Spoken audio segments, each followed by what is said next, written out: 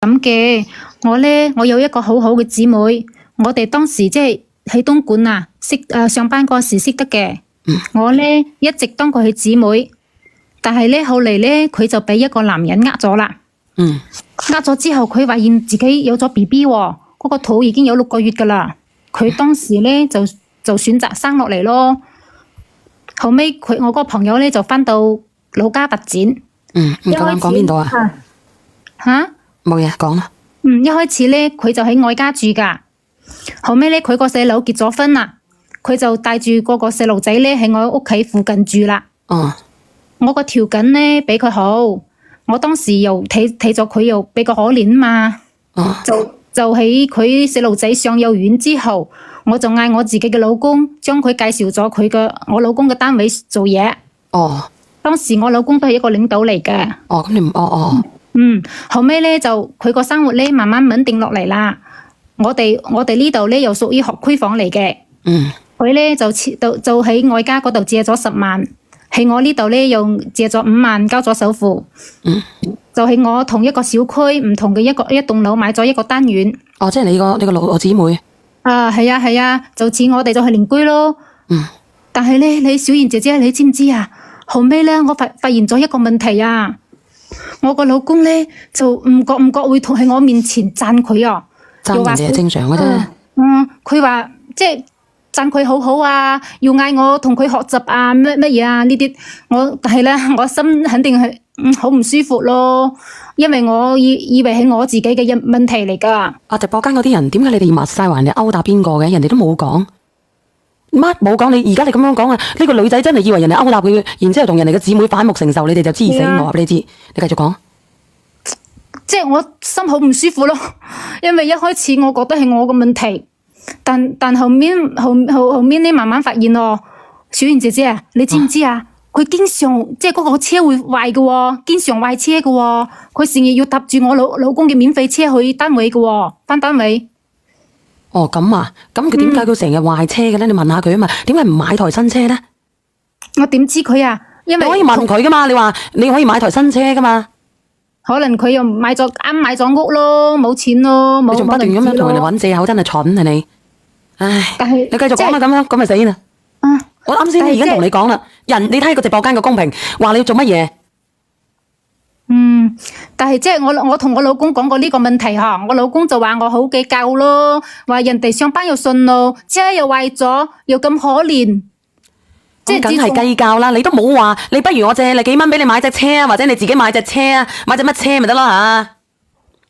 當時我又冇諗太多嘛，我就即係我老公又話我小心眼，又冇當一回事，我個心就似一粒刺咁熱。靚仔，你睇下勇姐啊，龍姐揾你啊，你繼續講。但係即係每次睇到佢心安理得坐喺我老公個車，我就忍唔住會胡思亂想。唉，你話死唔死啊？梗係忍唔住胡思亂想啦！你自己又蠢，我都話俾你知啦，你要應對呢啲心機人先得噶嘛？點樣應對啊？話俾人哋知有乜嘢辦法可以應對下？唉，我當時又蠢嘛，我又冇乜嘢嘛，唉，後尾啊，小妍姐姐，你知唔知啊？你聽我講我即係有一次啊，我提前落班翻屋企，我竟然發現咗我老公都喺屋企，我嗰個朋友亦都係喺度，佢當時就瞓喺我個仔個房間。當時你知唔知啊？我依家都堵住啊！佢即係我當時要用手指住佢，我大聲咁講問我老公。我到底係咩一回事啊？但係我乜嘢都冇講喎，佢突然間就喊咯，我老公就發嬲啦，佢話你點解唔問清楚就咁大聲講嘢嘅？後尾我嗰個朋友就向我道歉咯，佢話佢上班嗰陣時個肚好痛，又嚟咗姨媽，所以就喺我仔個房間瞓下。我老公解釋話我即係誤會佢咯。誤會佢啊？咁佢自己有屋企嘅，佢唔係喺你哋屋企附近有屋嘅咩？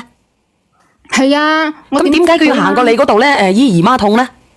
佢到底佢都蠢咯，咁就係咯。你睇下你幾單純啊？自己又點知咧？同佢咁好，我都冇乜嘢啊嘛，對佢又咁善，即係咁信佢。咁點啊？咁而家後尾我老公就解釋就話我冇誤會佢嘛，佢就經常覺得我無理取鬧咯。即係佢當時咧，你喝佢，佢死喊喎。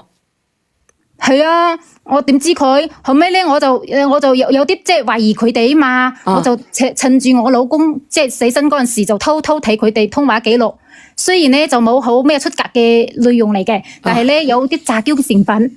我當時睇到心好難受啊，我就之後有一日咧，我就忍唔住啦，約我嗰個朋友過嚟我屋企飲茶。佢竟然好似平時咁笑哈哈咁入嚟喎。我倒咗一杯茶俾佢，深呼吸。我話阿晶，我哋識得都咁耐啦，我一直都當你係親姊妹，有啲嘢即係我都好直白同你咁講喎。你經常坐我老公個車，我真係心好唔舒服啊。你以後可唔可以盡量避免啊？佢聽之後即係面色好難睇，尷尬咯，尷尬啊！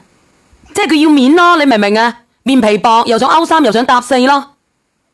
佢竟然好委屈喊起嚟喎！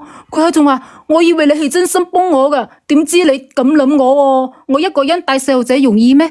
坐個順風車都俾你懷疑，我真係睇錯咗你喎，仲咁話我喎！你話死唔死啊？你話死唔死啊？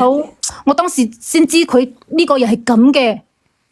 唉，你話死唔死啊？咁都死喊得出嚟啊！你知唔知小燕姐姐啊？佢當時落咗班之後，我老公落咗班之後佢翻嚟同我發火喎。發火咩？佢問我到底係咩意思喎？咩意思啊？佢話我即係可能我個朋友同佢講，我鬧佢咯。咁你個朋友即係唔係你個朋友嚟啦，傻豬嚟嘅。佢竟然可以將你哋兩個之間嘅嘢講俾你嘅老公知，究竟你係佢閨蜜啊，定係你老公係佢閨蜜啊？係啊，我老公仲問我係咩回事啊？佢話我嗰個朋友咧仲咁可憐啊，又一個人帶細路仔。佢話我又喊佢喎，我當時即係又好急，又急又氣，忍住眼淚冇喊出嚟。你嗰個死人老公都唔係好人嚟嘅，老實講，唔好意思啊，你繼續講啊，我揸聲啊。我問佢，我話點解你咁相信佢啊？你都冇考慮過我嘅感受。嚟，我冷靜啲情緒下。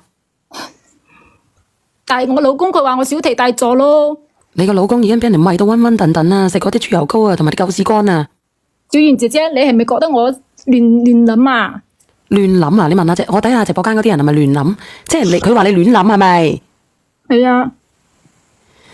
唉，你老公咧只能夠係話咧，佢食得多狗屎乾啊，食到咧狗嘔吐不出象牙。你聽唔聽得明啊？佢不嬲都想吐象牙，但係佢呢把口永遠都係狗口，因為食得多屎乾。聽唔明就算啦，呢個。我話俾你知啊，你個老公啊，已經走去約咗人嚟行個餐廳，食咗啲啫白雞煲啦，啫白切雞煲啊！你知唔知小燕姐姐？從此之後啊，我屋企嘅氣氛啊都好壓抑啊。我成日都係同我老公嗌交，成日佢又即係我心又鬧又難過。佢話我疑心重喎。你哋覺得佢疑心重唔重？我疑心重喎，因為經過呢件事咧，我老公就同我講唔車佢啦。唔車佢，你仲委屈啲乜嘢？我聽到你好難受嘅心。係啊，等陣先啦。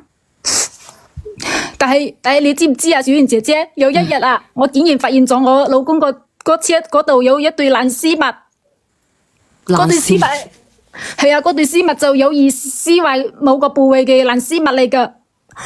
睇住嗰對爛絲襪嘅瞬間，我真係好想嘔啊！我真係當時殺人嘅心都有啦，好憤怒。咁啊，真係幾戲劇性嘅喎，唔係同你講笑喎，咁樣。我睇住佢嗰對爛絲襪，我就好發達啊！會忍唔住諗嗰啲畫面，即係每諗一次嗰個畫面，我個人認為嚇，講到呢度咧，我心好痛。你唔使咁激動住，我講俾你知，呢條嘢咧肯定係有人故意留低嘅。如果係咁樣嘅，我就當時咧忍住眼淚，我就諗住即係自己靜一靜嘛，唔好咁激動嗬，可能就係自己諗太多啦嗬。後尾我就諗住我老公翻嚟問清楚。但係我老公佢竟然話我不可理喻哦，佢話我即係好嬲啊，佢自己發嬲啊，佢自己仲發嬲啊？係啊，佢話我即係唔知冇諗到我會咁諗喎，佢話即係點解會咁嘅？佢話我我當時我好委屈啊，你知唔知啊，小燕姐姐？因為你冇證據叉住佢嚟啊嘛，淨係睇到條襪，睇唔到其他啲嘢。男人都係咁樣嘅，當你揾唔到證據，但已經懷疑咗70%嘅時候咧，佢會據理力爭嘅，因為佢會惱羞成怒啊，傻豬！點解你唔努力啲留低條證據呢？慢慢地睇下裝下佢先呢？我當時就睇我呢個人就冇咩心機嘛，又急住乜嘢啊嘛。你應該早啲，你真係傻豬嚟嘅，你早啲行嚟連上嚟嗰個咯。我真係好蠢啊！蠢！我當時即係忍住嗰個淚水，好氣憤啊！同嗰啲氣憤，同我老公翻嚟，佢就咁同我講啦。我就好嬲佢啦嘛，我就好嬲，帶住我個仔翻咗我家。佢竟然一個星期都冇搵我，我見一個星期都冇搵你，咁點算啊？